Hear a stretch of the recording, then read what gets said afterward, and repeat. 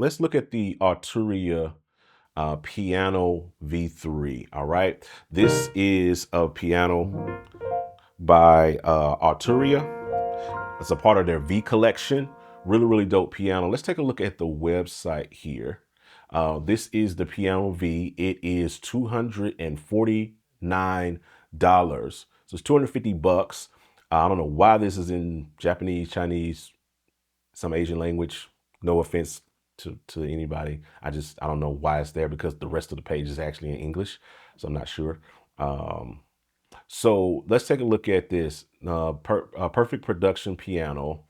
It's a grand piano, priceless lineup. So it has multiple pianos: a metal grand, American grand, German grand, Japanese grand. Maybe that's where that Japanese language came from. And so they've sampled multiple pianos, Steinways. They got physical modeling going on.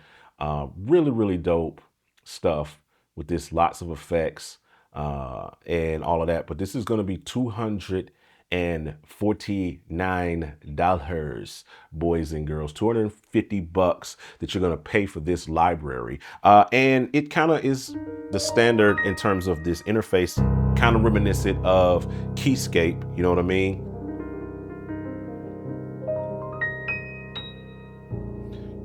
Really good dynamics from the soft to the loud. It's got some good dynamics.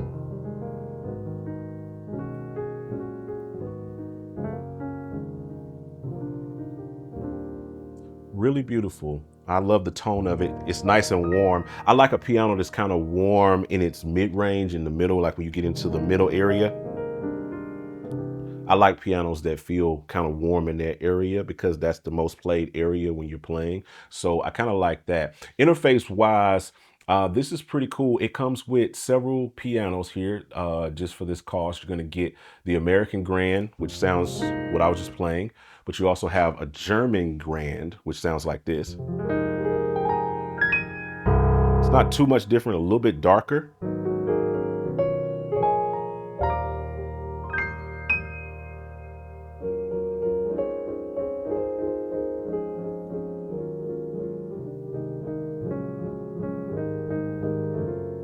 So it's nice and dark.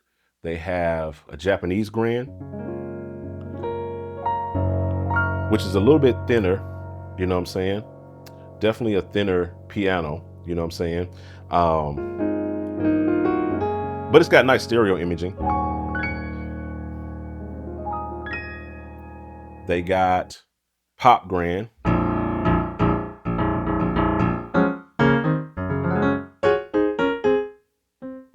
So the velocity sensitivity on this one isn't as dynamic as the other pianos.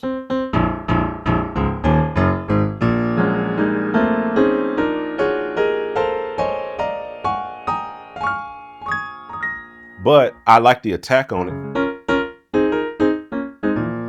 And so since there's real kind of, the velocity isn't there, it'll probably cut good in a mix. If you have something that's heavy, then you got the classic upright.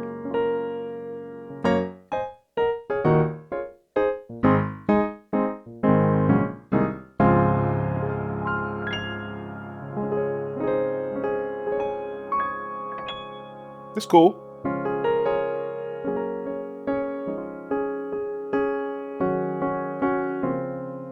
And then they got the jazz upright.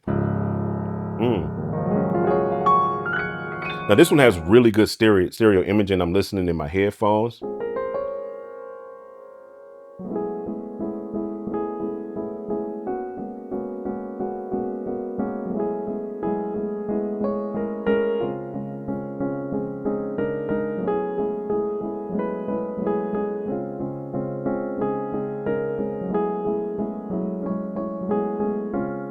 I kind of like the imaging on that.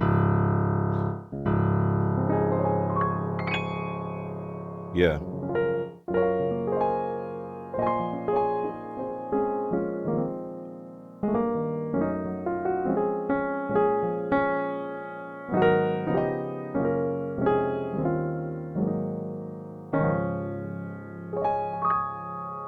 That one's got good stereo imaging. It does feel kind of homey, like a piano you would have in your home. So they got several uprights. They got 3.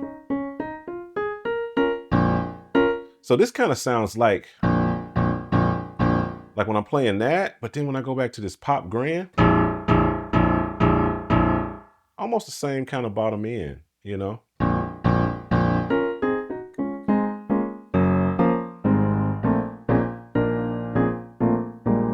It's cool, you know, wouldn't be my #1 pick.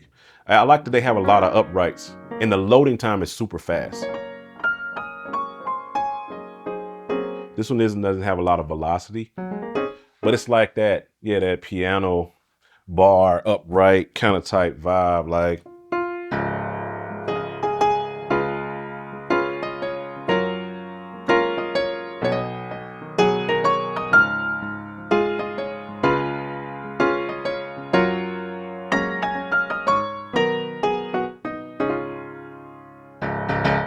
That's cool. Pluck grand.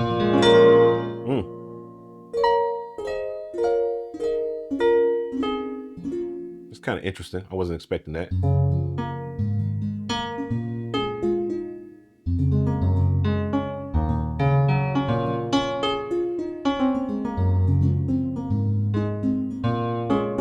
It's cool. Tack upright.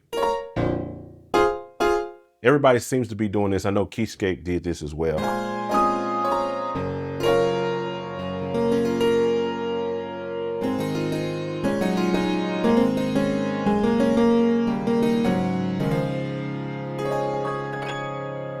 All right. Glass grand.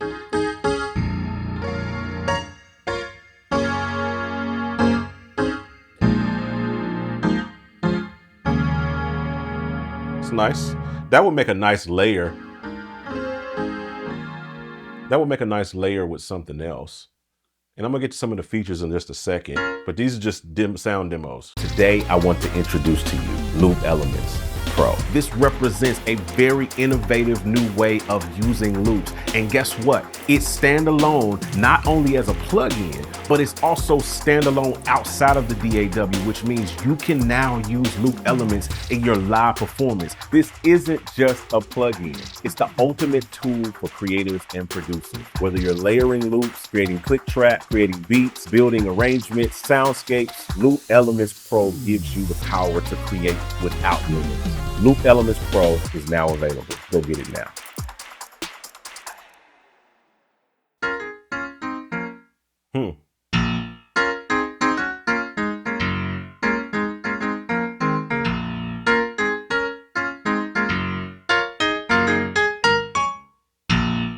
It's nice.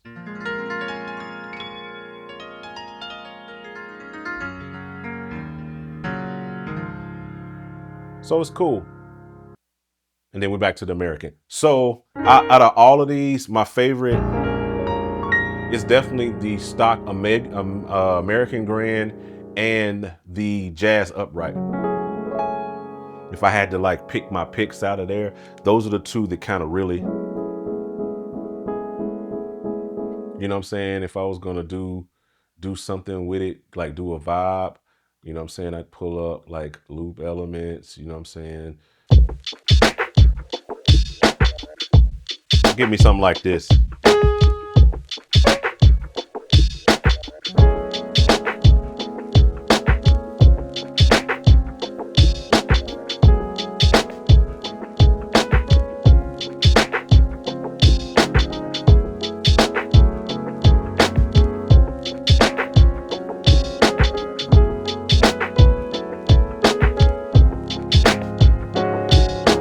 I rock with that. I would rock with that. I really like the way that one feels. That's probably, I like that one more than I find that more usable than the regular American Grand. That one wins, but this is good. I think for general playing, this still got some nice bottom on that. Pause. It's nice. So that's really, really cool. It's got some nice dynamic range, so I could see this as a nice full range piano. So they put real care in there. So they also have like presets and stuff in here that you can use, which is cool as well. So I can do American Home Clean, Bill's Best Jazz. That's cool. Butter.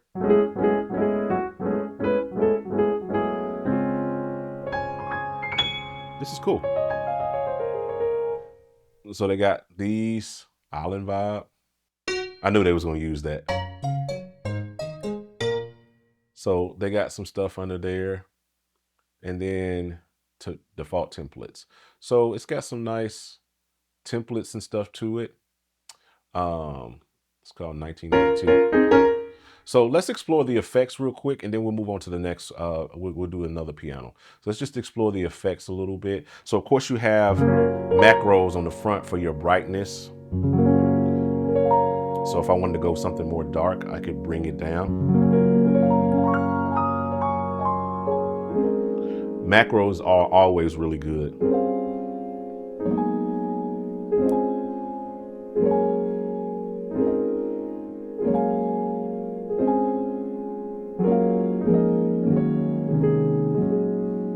It's nice.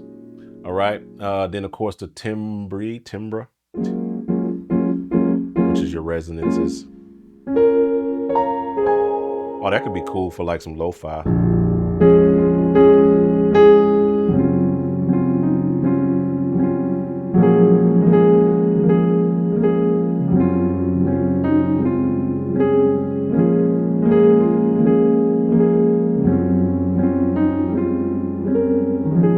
I like that. I like that. So that's dope. Your dynamics.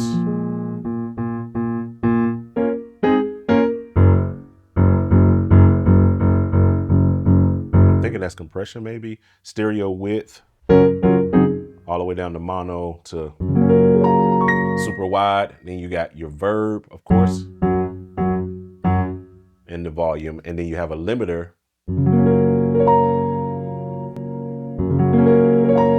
That's cool. But they also have some at macros. You can click the advanced button. You can draw an EQ curve in here. So that's useful. But you can also, mess around with your mids, your highs, your lows.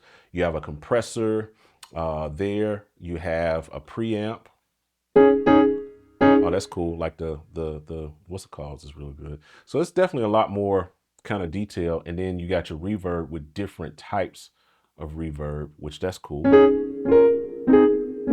And then dry wet. That's dope. So very simple kind of, workflow. And then your settings, of course, that are just like general settings for like your macros and MIDI learning. That's cool. You can MIDI learn those macros. You can, see your MIDI there. And then they got some tutorials built in. So that is the Piano V by Arturia, $249. But I think if you own like another version of it or what have you, because like I had to upgrade. I had V Collection. I had V Collection like 8 or whatever the previous number is. So I upgraded and they charged me like $49 to upgrade from the previous version of that. So as it stands though, like you go to their website right now, you never bought an Arturia product, $249. That's the Arturia V. And let's compare Arturia to Keyscape, just for fairness. Let's compare all of these against Keyscape, since for most people, Keyscape seems to live rent-free in their mind of,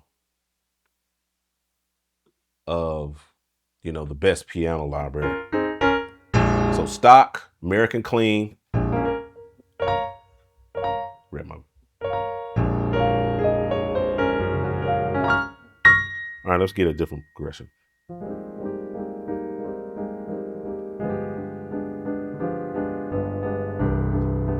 Just to get dynamics.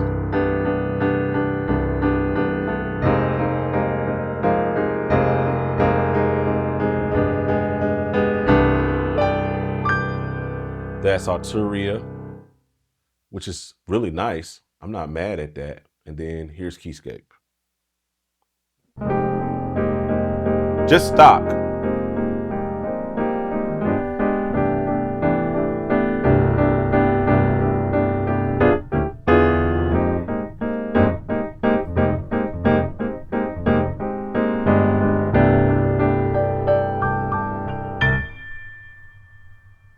Let your ears do the judge of which one you actually like. Keyscape still, for me, has a little bit more dynamics, range, in terms of playability. I like kind of rocking with that, what have you. Y'all want to thank you for making it to the end of this video. I hope you found it relevant and helpful to your workflow and you got something out of it. If you did, please drop a like down below. If you didn't, I appreciate you for watching anyway. All right, but I'll talk to you guys on the next one. I'm out. Holla at your boy.